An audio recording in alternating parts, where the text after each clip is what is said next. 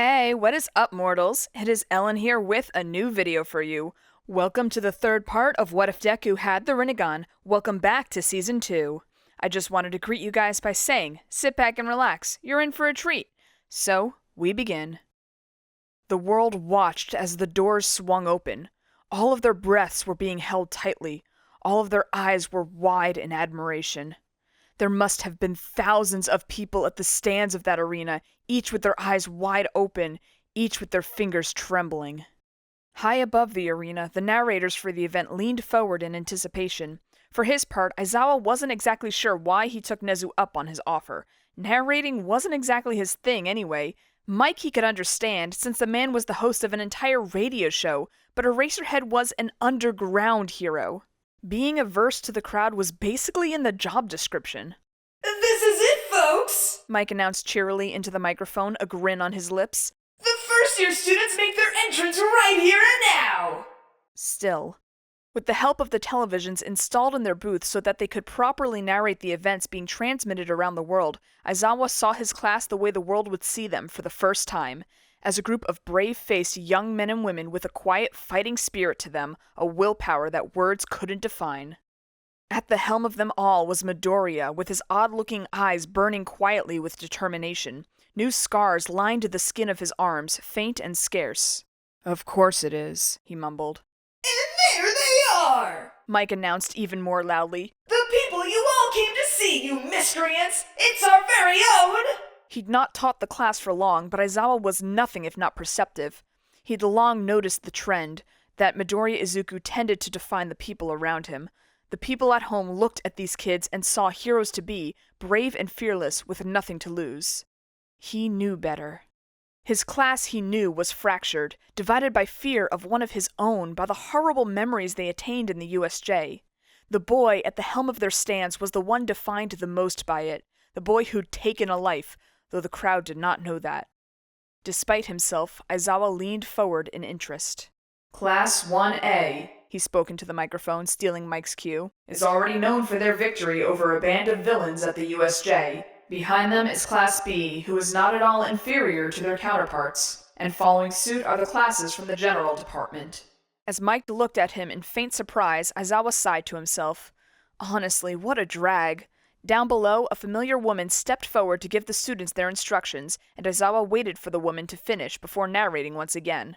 Midnight will be our supervisor for the sports festival this year, and, as she's just about to announce, he could practically hear her complaining already. The sports festival always begins with a few words from our representative student. This year, that'll be the highest scorer for the Heroics entrance exam, Midoriya Izuku from Class 1A. The crowd murmured in excitement, but otherwise grew quiet. The dozens of cameras previously giving the people at home a good overview of the arena and the students down below, now each focused on the quiet, small figure with the messy green hair down below as he practically trembled, nervously stepping forward in excitement. Aizawa knew this would be hard for Izuku. The boy wasn't exactly what one would call a social butterfly. Even if he got past all his clear self-esteem issues, a situation like this, with hundreds of thousands of eyes watching him live and in person, and probably millions watching him virtually worldwide, would obviously bother him. And that was why Aizawa was so interested in what came next. Midoriya Izuku was the boy who took the lead in the USJ. Midoriya Izuku was the boy who was now feared, genuinely and truly, by half his classroom. He was the boy who had almost died to defend his classmates, and he was also the boy who had killed a villain with his bare hands. That was the boy who now climbed up to the podium and took in a deep breath, being filmed from all angles. His eyes still glowed ominously, concentric and powerful. And he spoke. Hey there, everyone. A pause. I'm not exactly good at this sort of thing. When they told me I had to give a speech, I kind of freaked out a little bit. But then I thought about USJ and everything that I'd seen, and... The green-haired youth paused again, took in a deep breath. Again. Aizawa had to resist the urge to groan. Midoriya clearly needed to work on his confidence. A hero, unless he was underground, couldn't afford to let the media get to him. But he continued. We've all worked hard to get here. We're all here to work hard to win. It doesn't matter if you're from 1A or 1B, if you're in the Heroics Department or the General Department or the Support Department. It doesn't matter if your quirk is strong or weak or non-existent. If you're here, it's because you earned your right to be here. We all have. He stepped forward, staring straight into a camera. Aizawa was a bit shaken by how odd the boy looked. His entire posture had shifted. Here's what I have to say. We're all going to go above and beyond our limits today. We're all going to surpass ourselves or fall trying. I think I speak for each and every one of us here when I say that this festival will be our chance to prove to ourselves that we're good enough, so we won't squander it. As a participant, I promise to work harder than everyone else. That's what I'm here for. Needless to say, the crowd went absolutely wild, and Aizawa found himself forced to maybe retract his earlier statement. Midoriya may not like the crowd, but he was a notorious hero nerd. Clearly, he knew exactly what they wanted to hear. The result was an absolute cacophony of screaming, children and adults and old men and women cheering and screaming and shouting at once. The stadium shook with the intensity of their cheers. Honestly, he wouldn't be surprised if this was the most popular video on the internet for a while after this. But Izuku didn't step away. He just breathed in deeply and spoke again. But as a hero student, I have a message for any villains hearing me. Everyone went silent as one. In a second, the cheering was cut. What remained was a tense sort of curiosity, a moment that hung in the air. And then Midoriya grinned. It was a shaky, wild thing, all teeth and faux confidence. The next time we see you around, we're going to kick your asses. And the earlier cheering was tripled.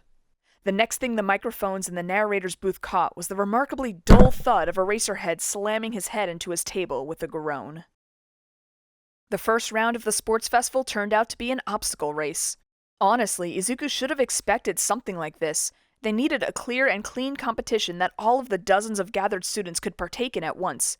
Though the course was far too long for him to be able to see from the starting line, Izuku was absolutely not ashamed to admit he wasn't exactly paying attention to the course itself. There were a lot of students crowded around him. A lot of them. And Izuku wasn't exactly the type who did well with crowds. To his right, he saw Bakugo flexing his hands with a dangerous look on his eyes, explosions already popping in his palms, a wild grin on his mouth. Even still, when he looked into the boy's crimson eyes, Izuku didn't see the same wild and aggressive confidence that he'd always seen, the reckless drive to win that had defined Bakugo in his mind. Instead, he saw turbulence. He didn't much like it. This is it, folks! Present Mike cried out. For all of you who get admonished for running in the hallways, this is your chance! On your marks! Izuku took a deep breath, bent his knees softly. Ready? He saw Todoroki twitch slightly, cold anticipation in his eyes. Ida already had a runner's posture, like he'd practiced long dashes like this for years. He saw an odd-looking purple-haired boy take in a soft breath, his posture relaxed, yet his eyes on edge. Izuku got ready too, called upon the Rinnegan's power, and waited. Go! The world derailed into absolute chaos. Die! The first to go was Todoroki. Of course it was. With a flare of destructive cold exploding from behind him, the dual-colored boy broke into a mad ice-skating dash, all the while the poor bastards behind him had their legs frozen to the floor. Everyone else followed soon after, including himself. For a moment he locked eyes with Bakugo once again and noticed almost immediately that the blonde obviously considered going after him with murderous intent before settling on taking down Todoroki first and using explosions from his palms to propel him forward like a missile, screeching as he went. Get back here, you two-tone bastard! It was probably the most Bakugo thing he'd ever heard, and Izuku took a moment to feel thankful that the blonde's explosive rage wasn't directed at him this time. But, as he noticed some people gain an advantage over him, and saw some of the robots he'd seen in the entrance exam popping up and slamming into some of the more oblivious runners, Izuku resolved to not be left behind. He focused, channeling chakra throughout his body, and pulled on the Rinnegan again. Of all the paths he'd used thus far, there were two he'd grown the most comfortable with, the Diva Path and the Asura Path. Of those, he quickly identified that only one would be of real help. So, to the shock of some people around him, including, he realized, Ashido Mina, who flinched at the sight and looked away, he felt his flesh morphing and shifting, changing to suit his whims. Mentally thanking himself for having the foresight to not wear his favorite red shoes to the festival, he felt the uniform's boots be pulled in half by the expanding push as his heels and arms separated into chakra cannons. Izuku had watched Bakugo for way too long to not learn from him after all. This was but one of many reflections of years wishing for powers of his own, a demonstration of versatility. Asura Path! Propeller!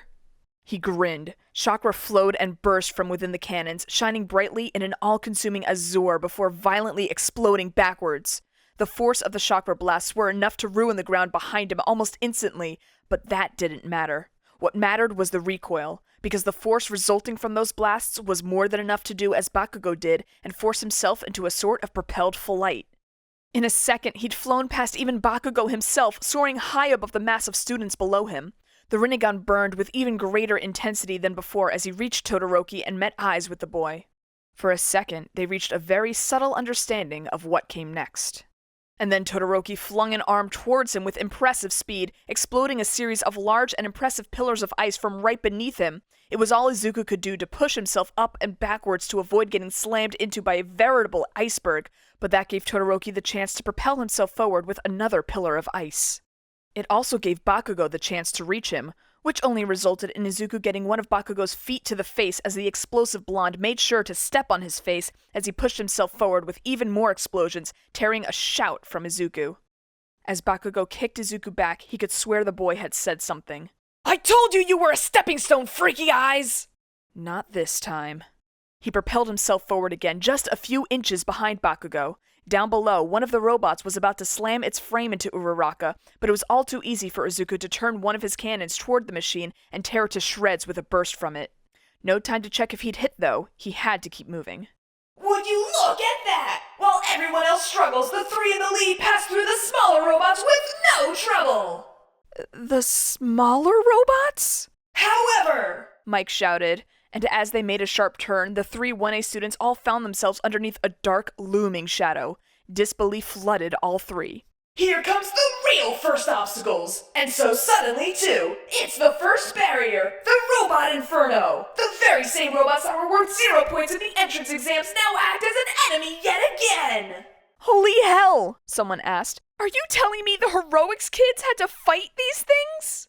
Izuku swallowed dryly. Already he could see Todoroki and Bakugo preparing to outmaneuver these new obstacles. To do so, however, they had to stop for a moment. It would only be a few seconds, just enough for Bakugo to calculate the angle at which he had to propel himself, and for Todoroki to use his ice to crush them from below. Already he could see the Son of Endeavor bending down, touching fingers to the ground in preparation. His attack would be huge.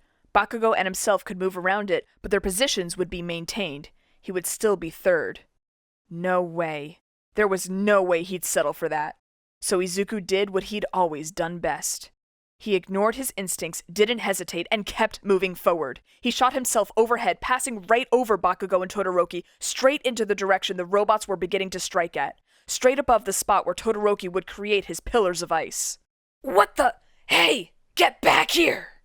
The wielder of the Rinnegan paid the blonde no mind, doing a flip far into the air as he retracted the weapons made by the Asura Path. He didn't have infinite chakra. Maintaining those would be a bit too ineffective after this. He still wasn't good enough to maintain two paths at once effortlessly. The weapons shifted, twisted, and writhed back into normal human arms and legs. His feet were now bare, and Midoriya found himself upside down and dozens of feet above the rest of them, soaring high. He noticed Todoroki's movement clearly. He was fast, but not fast enough to escape the Rinnegan's sight. It happened. The sound of an explosion filled all of their ears. Todoroki Shoto swiped a hand upwards, and a veritable iceberg erupted from the ground like a frozen volcano, an explosion of unbelievable force. Even Izuku had to admit that Todoroki's quirk was absolutely frightening. The scope of the ice pillar he'd just erupted was enough to freeze the 0-pointers that were the size of a building in an instant, in a single movement. What a monster. And the frost kept moving. Todoroki was aiming for him, too. Despite himself, Izuku smirked. Chakra filled him, flowing through his body at an alarming rate, energy and static in his ears all at once. He felt for the exact amount he needed. More would be catastrophic, less would immobilize him. Were he anyone else, this sort of control would be impossible. With the Rinnegan, it was trivial. Too bad, he thought. Midoriya called upon the Diva Path, focused his will, and pushed, both arms pointing outwards, his palms wide open. The Rinnegan shone brighter, almost in anticipation. Shinra Tensei! Came the scream. And the world was consumed by the cracking boom of a thunderstrike, as almighty force shattered both ice and steel in an instant. The entirety of the upper bodies of each zero-pointer adjacent to Izuku were just gone, shattered into a million parts. When the light faded away, that's what everyone saw, the results of unbridled power. The first one to move after the robots exploded wasn't Bakugo or Todoroki, surprisingly enough. For a second, both of them were absolutely frozen, standing in place. If it was due to shock or due to rage, it was admittedly hard to tell. But as the frozen behemoths of steel started to crumble down and threaten to crush them, for a second, they both stood still. Instead, the first one to move was Serohanta, with Tokoyami Fumikage right behind him. Even falling debris served as good points for his tape to wrap around, and the boy vaulted over them like a master. In fact, they crossed the air right over the falling bots, crossing eyes with the shell-shocked Bakugo for a moment. And Sero grinned. Better not think we'll make it easy. That's what shook the blonde out of his stupor, and Todoroki with him. The next second, Bakugo's palms exploded with vitriolic force as he let out a scream of unbridled and wordless rage, propelling himself up into the air and above the falling robots like a man on a mission.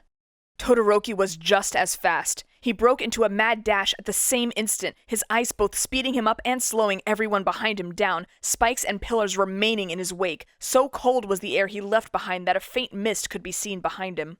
The fastest path between 2 points is always a straight line. That was why he managed to overtake Bakugo yet again. Which only drew another shout of rage from the blonde's mouth. Where the hell do you think you are going? At this moment, Midoriya Izuku crashed into the ground in front of Endeavor's son in a roll, stumbling forward with an audible whimper of pain and breaking into a mad dash of his own. He was no longer using his cannons to push himself forward. He was just running. And he was a fast runner, but at this pace, both Todoroki and Bakugo would overtake him in a few minutes. He was already bruised from the fall, too. A trivial opponent to take down, amazing power or not. But none of that crossed Todoroki Shoto's mind at that moment. Because earlier, he had declared war on Midoriya Izuku. Because earlier, he had declared that he would defeat the green-haired boy, that he was more powerful. And Midoriya had just said, "You will try," and walked away.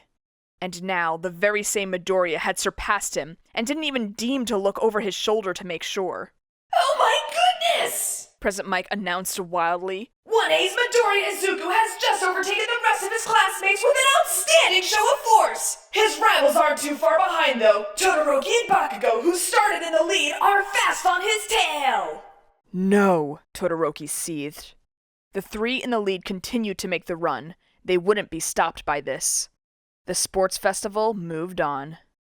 Thank you all for sticking around, and I hope that you enjoyed. Before you leave, we would just like to let you know that We the Celestials has many other channels for your entertainment and viewing purposes.